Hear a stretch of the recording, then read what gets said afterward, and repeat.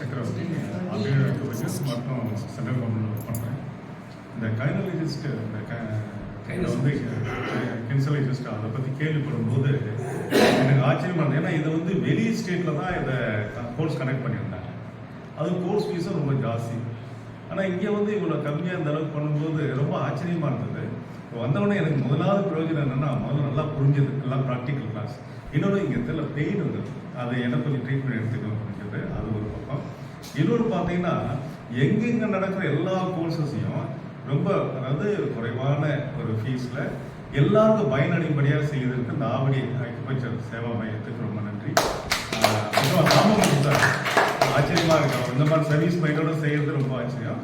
நல்லா பண்ணுறாரு. அதே போல் நம்முடைய கோஆர்டினேட்டர் சார் இருக்கும், அப்புறம் ஃபேக்கல்ட்டி சொன்ன மாதிரி வயதில் இளைஞராக இருந்தாலும் நல்ல ஞானத்தோடு, இது வந்து ஒரு காட்ஸ் கிஃப்ட் தான்.